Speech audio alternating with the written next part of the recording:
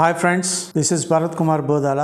ఇది introduction video. మొట్టమొదటిగా తండ్రి అయిన దేవునికి కృతజ్ఞతాస్తుతులు, ప్రభు అయినటువంటి యేసుక్రీస్తు వారికి స్తుతులు, స్తోత్రములు, కృతజ్ఞతాస్తుతులు కలుగునుగా. వన్ ఫౌండేషన్ అనేటువంటి డివోషనల్ క్రిస్టియన్ ఛానల్ కి స్వాగతం. ఈరోజు వన్ ఫౌండేషన్ క్రిస్టియన్ ఛానల్ అనేటువంటిది మరి ఇంగ్లీష్ లోను తెలుగులోను రెండు రకాలైనటువంటి వీడియోస్ అనేటువంటివి వస్తాయి. Only Christian devotional one foundation అంటే ఏమిటి అనేటువంటిది ఈ రోజు కొత్తగా మరి ఛానల్ ప్రారంభమైంది కాబట్టి దాని గురించి నేను కొన్ని విషయాలు చెప్తాను. ఫ్యూచర్ లో ఇంగ్లీషు ప్రాక్టీస్ చేసింది, బైబిల్ నేర్చుకున్నది మరి ఇంగ్లీష్ లో కాబట్టి ఇంగ్లీషు అనేక మందికి రీచ్ అవడానికి, మరి గాస్పల్ అనేటువంటిది అనేక మందికి రీచ్ అవడానికి ఇంగ్లీష్ వీడియోలు కూడా పెట్టడం జరుగుతుంది. దేశంలో చదువుకున్నటువంటి వారు అనేక మంది ఉన్నారు. మనకి అన్ని భాషలు రావు, కానీ మనకి యూనివర్సల్ లాంగ్వేజ్ ఇంగ్లీష్ అనేటువంటిది ఉన్నది. మేబీ ఫ్యూచర్ లో హిందీ నేర్చుకుని హిందీలో కూడా వీడియోలు చేస్తే చేయొచ్చు, but English is fine for me.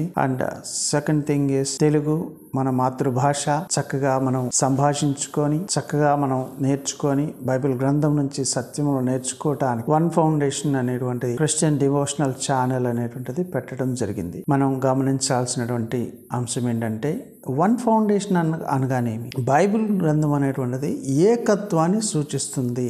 ఏకత్వాన్ని సూచిస్తుంది. దేవుడు ఒక్కడే, అలాగే విశ్వాసం ఒక్కటే, నిరీక్షణ ఒక్కటే, ప్రభు ఒక్కడే, ఆత్మ ఒక్కడే, విశ్వాసం ఒక్కటే, నిరీక్షణ ఒక్కటే, బోధ ఒక్కటే, అన్నీ కూడా మనకి ఒక్క విషయాన్ని గురించి తెలియజేస్తుంది. ఏకత్వాన్ని, దీన్ని ఏకత్వము అని అన్నారు. ఏకత్వంలో మరి దేవుడు ఉన్నాడు, ఉన్నటువంటి ఏకత్వంలో ఉన్నాడు దేవుడు అనేటువంటి విషయాన్ని మనం ముందు తెలుసుకుందాం. అసలు వన్ ఫౌండేషన్ అంటే ఏమిటి, ఎందుకు మనం ఈ పేరు పెట్టాల్సి వచ్చింది అనేటువంటి విషయాన్ని ముందుగా మనం తెలుసుకుందాం. ఒక పునాది వేయబడింది. ఆల్రెడీ ఒక పునాది వేయబడింది. ఈ పునాది మరలా ఒక పునాది మీద ఇంకొక పునాది అనేటువంటిది వేయబడదు. దీనికోసం నేను యెషయా గ్రంథం 28వ అధ్యాయము 16వ వచనం ఒకసారి చూద్దాం. ప్రభువుకు యెహోవా ఇలాగ సెలవిస్తున్నాడు, సియోనులో పునాదిగా రాతిని వేసిన వాడును నేనే, అది పరిశోధింపబడిన రాయి, అమూల్యమైన తలరాయి, బహు స్థిరమైన పునాది అయిన మూలరాయి అయి ఉన్నది.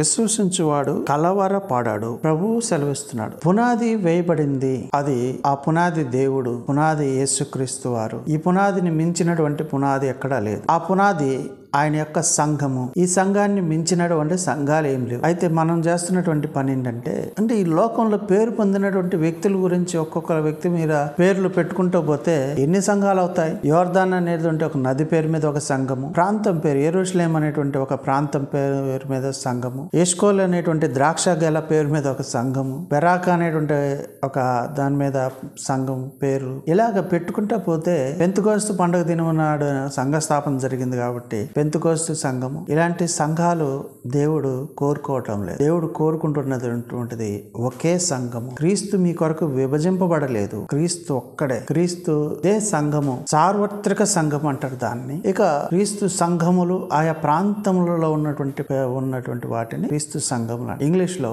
చర్చెస్ ఆఫ్ క్రైస్ట్ అనేటువంటి మాటను ఉపయోగించారు. కాబట్టి ఒకటేనా, దేవుని పేరు మీదనే సంఘం ఉండాలా? అవును, దేవుని పేరు మీదనే ఉండాలి. యేసుక్రీస్తు పేరు మీదనే ఉండాలి సంఘం. ఇంకో వేరొక పేరు మీద అది సంఘం ఉండటానికి లేదు. అయితే అంతవరకు సరిపోతుందా అంటే, ఒకే దేవుడిని కలిగి ఉండాలి. కొత్త నిబంధనలో మనకు దేవుడు ఎవరు అని అంటే యేసుక్రీస్తు ప్రభువారిని సూచిస్తుంది. ఆయన పరమ దేవుడని, మహాదేవుడని, సర్వాధికారి అయిన దేవుడని, అద్వితీయ దేవుడని అనేక సందర్భాల్లో మనం చూస్తాం. 1, 2గా అద్వితీయ నాథుడని, ఇంకా ఒక్క ప్రభువే అందరికి ప్రభు అని, యేసుక్రీస్తు అందరికీ ప్రభు అని, ప్రభువు దేవుడు ఒకరు కాదు అని అంటారు. ప్రభువు దేవుడు ఒకరే, ఆయన ఆత్మ ఉన్నాడు. అనేక సందర్భాల్లో యేసుక్రీస్తు ప్రభువారు దేవుడుగాను లేదా నరుడుగాను, ఒక్కో సందర్భాల్లో నరుడుగాను, కొన్ని సందర్భాల్లో మరి సైన్యాధికారిగాను, సేనాధిపతిగాను, కొన్ని సందర్భాల్లో దూత అనగానే మెసెంజర్ ఆఫ్ గాడ్ అని అనేక రూపాలలో, మెల్కీసెదెకు గాను ప్రధాన యాజకుడు, అలాగే రాజు, షాలేము రాజు అయినటువంటి రాజుగాను, యెహోవా దూతగాను అనేక సందర్భాల్లో ప్రత్యక్షమయ్యాడు. దీని గురించి నేను ఇంట్రడక్షన్ మాత్రమే చెప్తున్నాను. ఒకే దేవుడు, ఒకే ప్రభు, ఒకే ఆత్మ, ఏకత్వాన్ని సూచిస్తుంది. వీరి యొక్క బహుళత్వంలో ఉన్నటువంటి ఏకత్వాన్ని సూచిస్తూ ఉంటుంది. ముందు మనం చాలా తెలుసుకుందాం దీని గురించి. అలాగే కొరింథీ పత్రిక 3వ అధ్యాయము 11వ వచనం, వేయబడినది తప్ప మరి ఒక పునాది ఎవడను వేయనేరడు, ఈ పునాది యేసుక్రీస్తే. మనకి వేరే పేరు పెట్టుకునేటువంటి అవకాశం లేదు సంఘానికి. వేరే పేరుని, అసలు ఒక పేరుని నిర్ణయించుకునే అధికారం మనకు లేదు. ఎందుకనగా సంఘము ఆయనదే అనేటువంటి విషయం మనం తెలుసుకోవాలి. కాబట్టి యేసుక్రీస్తు ప్రభువారిదే సంఘము, వేరే పేరు లేదు. ఒకటే సంఘం, ఒకటే దేవుడు. సంఘానికి ఒకటే దేవుడు. మరి తండ్రి అయిన దేవుడిని సూచిస్తుంది కదా. తండ్రి అయిన దేవుడు అనేటువంటి వ్యక్తి ఒక డిఫరెంట్ పర్సనాలిటీ, వన్ జెహోవా, ఒకే యెహోవా, 3 డిఫరెంట్ పర్సనాలిటీస్ అని బైబిల్ గ్రంథం తెలియజేస్తుంది. సారాంశం అలా తెలియజేస్తుంది. ఇది ట్రినిటీయా, త్రిత్వమా, ఇలాంటి పేర్లు ఉన్నాయా లేవా అనేటువంటి అంశం అప్రస్తుతమైనటువంటిది. ఒక యెహోవా 3 వ్యక్తులు అనేటువంటి విషయాన్ని మాత్రం ఖచ్చితంగా చెప్పగలం. అయితే త్రిత్వం అని పేరు పెట్టేవారు కొంతమంది ఉన్నారు. మీరు త్రిత్వ బోధ చేస్తున్నారా అంటే, ఇది త్రిత్వము, త్రియేకత్వము, ఈ పేర్లు బైబిల్లో లేవు. కానీ ఏకత్వం అనేటువంటిది మాత్రం ఉన్నది. దేవుడు, యేసుక్రీస్తు ప్రభువారు దేవుడు అన్నారంటే అది దేవుడు అంతే. ఆయన యేసు ప్రభువారు దేవుడు అంతే. తండ్రి అయిన దేవుడు అన్నారంటే తండ్రి అయిన దేవుడు అంతే. పరిశుద్ధాత్ముని దేవుడు అన్నారంటే ఇంకా దేవుడు అంతే. పరలోకం నుండి సాక్ష్యం ఇచ్చేవారు 3 కలరు. వారు తండ్రి, కుమారుడు, పరిశుద్ధాత్మ అని మరి 1 యోహాను పత్రిక 5వ అధ్యాయం 7వ వచనంలో చెప్పబడి. అనగా అక్కడ వేరే రకంగా ఉంటుంది టెక్స్ట్, కానీ కాంటెక్స్ట్ మాత్రం ఒకటే. మనం ముందు అనేకం మనం చర్చించుకుంటూ వస్తూ ఉంటాం, దాని గురించి వద్దాం మళ్ళా. సో బహుళత్వంలో ఉన్నటువంటి 3 వ్యక్తులుగా ఉన్నటువంటి ఒక యెహోవా అనేటువంటి విషయాన్ని మనం గమనించాలి. ఇదే పునాది మీద క్రీస్తు సంఘము కట్టబడింది. క్రీస్తు సంఘములు కట్టబడి ఇదే పునాది మీద కట్టబడి. కానీ ఈరోజు ఎప్పుడో కొట్టివేయబడినటువంటి 3-4 శతాబ్దాల్లో 2-3-4 శతాబ్దాల్లో కొట్టివేయబడినటువంటి యూదుల యొక్క కొన్ని సిద్ధాంతాలు వచ్చి, ఆ సిద్ధాంతాలు నేటికి కొనసాగుతున్నాయి. దురదృష్టకరం. కానీ బైబిల్ వాటిని ఖండిస్తుంది. ఇవన్నీ మనం చర్చించుకుందాం. ఒకే బాప్తిస్మం ఒకటే. రెండో బాప్తిస్మం లేదు. మారు మనసుకు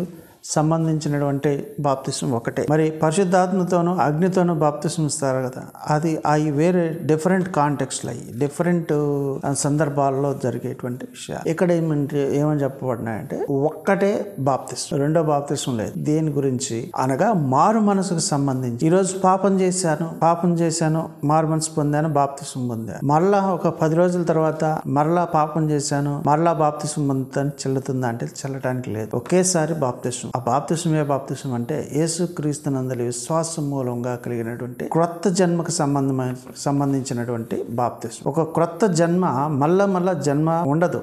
ఒక పుట్టుగా ఒకసారే జరుగుతుంది, రెండు సార్లు జరగవు. యేసుక్రీస్తు వాడు నీటి మూలముగాను ఆత్మ మూలముగాను జన్మింపవలను అని చెప్పి ఉన్నారు. ఒక్కసారి, అది కూడా నీటి మూలంగా చనిపోయి సమాధి చేయబడి తిరిగి లేచేటువంటి పునరుద్ధానం ఒకేసారి జరుగుతుంది. మాటికి లేదు. గమనించాలి. అటువంటి అవకాశం మనకు లేదు.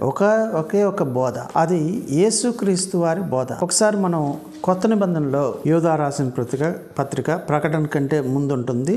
1వ అధ్యాయం 3వ వచనం. ప్రియులారా, మనకందరికీ కలిగడు రక్షణ గూర్చి మీకు వ్రాయవలనని విశేషాసక్తి గలవాడనై ప్రయత్నపడుచుండగా పరిశుద్ధులకు ఒకసారి అప్పగింపబడిన బోధ నిమిత్తము మీరు పోరాడవలనని మిమ్మల్ని వేడుకొనుచు మీకు వ్రాయవలసి వచ్చెను అంటున్నాడంటే అక్కడ సమస్య అనేటువంటిది ఉన్నది, ఉద్భవించింది. ఆ సమస్య వలన ఇక్కడ వ్రాయబడి పరిశుద్ధులకు ఒక్కసారి అప్పగింపబడిన బోధ నిమిత్తము పోరాడవలనని మిమ్మల్ని వేడుకొంచు మీకు వ్రాయవలసి వచ్చను అంటున్నాడు. ఏంటి ఆ బోధ? పరలోకం నుండి పంపబడినటువంటి సువార్త, యేసుక్రీస్తు ప్రభువారు రక్షకుడు. యేసుక్రీస్తు ప్రభువారి యొక్క నామమున మీకు రక్షణ కలుగుతున్నది. యేసుక్రీస్తు వారిలోనే మీకు రక్షణ కలుగుతుంది, ఇంకేది లేదు. రక్షణ పొందుటకు వేరే పనులు మీరు చేయాల్సిన అవసరం లేదు. మీరు విశ్వసించాల్సింది ఎవరంటే 100% యేసుక్రీస్తు ప్రభువారు. ఆయనే అద్వితీయ నాథుడు అనేటువంటి మాటను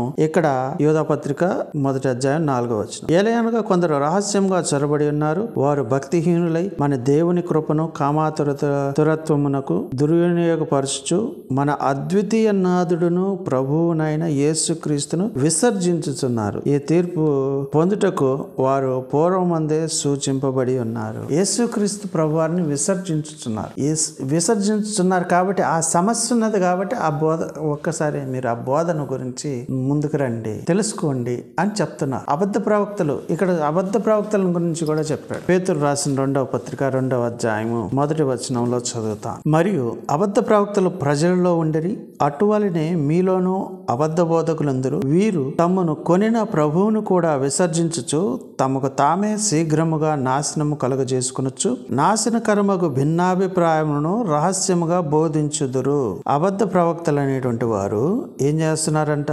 ప్రభువును, తమ్మును కొనిన ప్రభువునే విసర్జించుచున్నారు అని అన్నాడు. తమ్మును కొనిన ప్రభువును కూడా విసర్జిస్తున్నారు, ప్రభువునే విసర్జిస్తున్నారు. ఇదే అబద్ధ బోధ. ప్రభువును విసర్జించడమే అబద్ధ బోధ. దురదృష్టకరమైనటువంటి విషయాలు ఏంటంటే, కొన్ని రకాల సంఘాలు, క్రీస్తు సంఘాలని నేను చెప్పను, ఎందుకంటే అవి క్రీస్తు సంఘాలు కావు. ప్రభువును విసర్జించేవి ఎప్పుడు కూడా క్రీస్తు సంఘాలు కావు. ప్రభు దేవుడు కాదని చెప్తారు, మన దేవుడు కాదు, దేవుడే గాని మన దేవుడు కాదని చెప్తున్నారు. ఏంటి ఇదంతా? అది హాస్యాస్పదంగా అనిపించట్లేదు. ఆయన సర్వాధికారి అయిన దేవుడైండి నిరంతరం స్తోత్రార్హుడై ఉన్నాడు అని బైబిల్ గ్రంథం రోమాపత్రిక 9వ అధ్యాయం 5వ వచనం చెప్తుంది. ఒక్క ప్రభువే అందరికీ ప్రభువై ఉండి తనకు ప్రార్థన చేయవారందరి ఎడల కృప చూపుటకు ఐశ్వర్యవంతుడే అని బైబిల్ గ్రంథం చెప్తుంది. రోమాపత్రిక 10వ అధ్యాయము 12వ వచనంలో యెహోవా నామమును బట్టి ప్రార్థన చేయవాడేవాడు వాడు రక్షింపబడినని చెప్తుంది. ఆ నామము కొత్త నిబంధనలో యేసుక్రీస్తుది అని వాడబడింది. అపోస్తల కార్యాలు 2వ అధ్యాయం. పాత నిబంధనకు వచ్చేసరికి యోవేలు గ్రంథం 2వ అధ్యాయం 32వ వచనం. అలాగే కొత్త నిబంధనలోకి వచ్చేసరికి అపోస్తల కార్యాలు 2వ అధ్యాయం 21వ వచనం. అలాగే రోమపత్రిక 10వ అధ్యాయం 13వ వచనంలో కూడా ఇలానే రాయి. అదే యెహోవా నామం. దీని గురించి మున్ముందు చాలా చాలా విషయాలు మనం నేర్చుకోవడానికి ప్రయత్నం చేద్దాం. చాలా విషయాలు ఉన్నాయి, తెలుసుకుందాం. ఒక దేవుడు, ఒక ప్రభు, ఒక ఆత్మ వీరు ఆత్మ ఉన్నారు. 3 డిఫరెంట్ పర్సన్స్ అనగా భౌతిక సంబంధమైనటువంటి 3 వ్యక్తుల్ని ఎప్పుడు కూడా ఆలోచన చేసుకోవద్దు. 3 కలిసి ఒకే పర్సనాలిటీ, ఒకే వ్యక్తిత్వం కలిగినటువంటి వారు, ఒక్క వ్యక్తిత్వం కలిగినటువంటి వారు ఎవరు కూడా భౌతిక సంబంధమైనటువంటి వ్యక్తిత్వాల్లో ఒకే మూర్తిమత్వం కలిగినటువంటి వారు ఎవ్వరూ ఉండరు. ఒక తండ్రి, కుమారుడు, పరిశుద్ధాత్ములుగా ఉన్నటువంటి ఒక దేవుడు మాత్రమే ఉండగలరు. రైట్. బోధ వచ్చేసరికి ఈ బోధ గురించి ఇంకొక మాట మనం చెప్పుకొని, యోహాను రాసిన 2వ పత్రిక 1వ అధ్యాయం ఉంటుంది. ఇక్కడ 9వ వచనం నేను చదువుతున్నాను. క్రీస్తు బోధయందు నిలిచి ఉండక దానిని విడిచి ముందుకు సాగు ప్రతి వాడును దేవుని అంగీకరింపనివాడు. ఆ బోధయందు నిలిచి ఉండేవాడు తండ్రిని కుమారుని అంగీకరించువాడు అనగా ఫుట్ నోట్ లో కలిగి ఉన్నవాడు. తండ్రిని కుమారుని కలిగి ఉండాలి. అదే కొత్త నిబంధన యొక్క బోధ. ఏం కలిగి ఉండాలి? తండ్రిని కుమారుని దేవత్వంలో కలిగి ఉండాలి. అంటే విశ్వాసం, మనం విశ్వసించదగినటువంటి విధంగా కలిగి ఉండాలి. అదే కదా యోహాను రాసిన సువార్త 1వ అధ్యాయం 18వ వచనంలో ఏమని రాయబడింది? అక్కడ ఎవడును ఎప్పుడును దేవుని చూడలేదు, తండ్రి రొమ్మునున్న అద్వితీయ కుమారుడే ఆయనను బయలుపరచును. తండ్రి రొమ్మునున్న అద్వితీయ కుమారుడే దేవుణ్ణి బయలుపరిచాడు. దేవుని చూడాలంటే తండ్రిని కుమారుని కలిసి ఉంటేనే మనం దేవుణ్ణి చూడగలం. తండ్రిని కుమారుని కలిగి ఉంటేనే దేవుణ్ణి చూడగలం, లేకపోతే చూడలేము. కుమారుడి అనగా ఇక్కడ జనితైక కుమారుని అనేక ప్రాచీన ప్రతుల్లో అద్వితీయ దేవుడే అనే పాఠాంతరము అని రాయబడింది. కుమారుడు అద్వితీయ దేవుడు అని రాయబడింది. ఇది మనం గమనించాలి. ఇదే బోధ. ఈ బోధను మిస్ చేసుకోకూడదు. కుమారుడిని తృణీకరించకూడదు, విసర్జించకూడదు, ప్రభువును విసర్జించకూడదు, ప్రభువును తృణీకరించకూడదు. నువ్వు నాకు దేవుడు కాదనకూడదు. అది దేవదూషణ. నేనును తండ్రియు ఏకమై ఉన్నాము అని యోహాను సువార్త 10వ అధ్యాయం 30వ వచనంలో యేసుక్రీస్తు ప్రభువారు చెప్పారు. ఆ ఏకత్వం చాలా స్ట్రాంగ్ బాండ్. దాని గురించి మనం ఎప్పుడు తెలుసుకోవాల్సినటువంటి అవసరం ఉంది. సో యేసుక్రీస్తు ప్రభువారి విషయంలో తెలియక అపోహలు పడి వేరే రకంగా బోధలొద్దు. ఈయన ప్రభువే గాని దేవుడు కాదు, ఆయన దేవుడే గాని ప్రభువు కాదు, ఇలాంటివన్నీ పిచ్చి విషయాలు. వాటి వలన ప్రయోజనాలు ఉండవు. అట్లాంటి వాళ్ళు ఎవరన్నా మీకు తారసపడితే మీరు వారితో వాదించొద్దు. అటు వారి వరకు మనం ప్రార్థన చేద్దాం, మనం ముందుకు వెళ్దాం. Last but not least, one hope. ఒకటే నిరీక్షణ.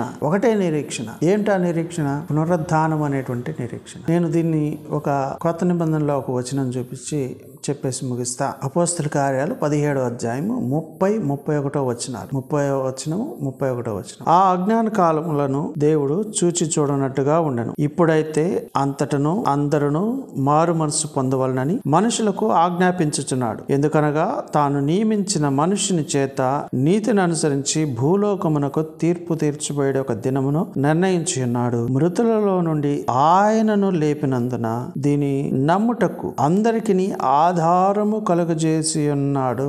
దీన్ని నమ్ముటకు అందరికీ ఆధారము కలుగజేసి ఉన్నాడు. దేవుడు ఒక నరుణ్ణి లేపాడు, ఒక మనుషుణ్ణి లేపాడు. మరలా మనల్ని కూడా లేపుతాడు. మనుషుడైనటువంటి యేసుక్రీస్తుని లేపాడు, మనుషు కుమారుణ్ణి మరణించి తిరిగి లేపబడ్డాడు. అయితే మనకి కూడా ఆ అధికారం ఉన్నదా అంటే ఉన్నది. పాత నిబంధన కాలంలో అవి అజ్ఞాన కాలాలని చెప్పి అన్నాడు. అవి చూచి చూడనట్టుగా వదిలేశాడు. కానీ ఇప్పుడైతే అంతటను అందరూ మారు మనసు పొందవాలని ఆజ్ఞాపించుచున్నాడు దేవుడు. ఎందుకనగా తాను నియమించిన ఒక మనిషిని చేత నీతిని అనుసరించి భూలోకమునకు తీర్పు తీర్చబడే ఒక దినమును నిర్ణయించి ఉన్నాడు. మృతుల్లో నుండి ఆయనను లేపినందున నమ్ముటకు అందరికి ఆధారం కలగజేసి ఉన్నాడు. చూడండి ప్రియులారా, ఒకటే హోప్ అనగా నిరీక్షణ, ఒకటే విశ్వాసం. ఇదే విశ్వాసం, ఈ విశ్వాసం మీదనే మన విశ్వాసం ఎవరి మీద ఉండాలి?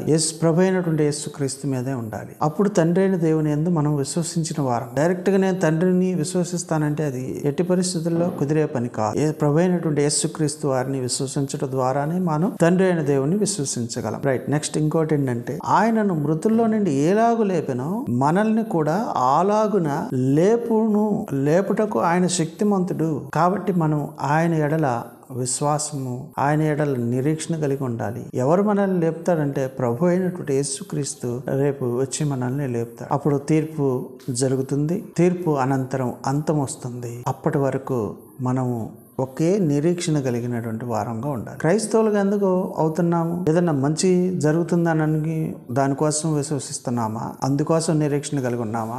కొందరు అంటుంటారు, ఉద్యోగం వచ్చింది నీకు, అబ్బా నీ నిరీక్షణ గొప్ప నిరీక్షణ అంటే అది నిరీక్షణ కాదు, దేవుని ఆశీర్వాదం. దానికోసం నిరీక్షణ కలిగి ఉండేటువంటిది నిరీక్షణ కాదు, అది తాత్కాలికమైనటువంటి మేలు. నీకు ఏమి కావాలో దేవునికి ముందు తెలుసు. అది ఆయన ఇచ్చేటువంటి బోనస్లు, ఇవన్నీ మధ్యలో వచ్చేటువంటి బోనస్లు. కానీ మనం వాటి యందు లక్ష్యం ఉంచకూడదు. మనం లక్ష్యం ఉంచాల్సింది ఏమిటంటే, ప్రభు అయిన యేసుక్రీస్తు ప్రభువారు నన్ను లేపుతారు. రేపు మరణించినా కూడా నేను తిరిగి సమాధి నుండి లాజరు బయటకు రాని పేరు పెట్టి పిలిచినట్టుగా మనల్ని కూడా ఆయన రాగానే ఆటోమేటిక్ గా జరిగిపోతాయి. ఎన్ని ముందు మనం అనేక అంశాలు మనం చర్చిద్దాం. అనేక అంశాలు బైబిల్ గ్రంథం నుంచి మాత్రమే మనం చెప్తాం. వట్టి మాటలు మనం చెప్పుకోం. ఈ ఛానల్లో మంచి విషయాలు మనం చెప్పుకుంటాం. కాబట్టి మనం జాగ్రత్తగా పరిశీలన చేద్దాం. వన్ ఫౌండేషన్ అని అందుకని నేను ఛానల్ పేరును తీసుకున్నాను. దయచేసి అందరూ సపోర్ట్ చేయండి. సపోర్ట్ చేయడం అంటే లైక్ చేయండి, షేర్ చేయండి, సబ్స్క్రైబ్ చేసుకోండి. మిమ్మల్ని అందరినీ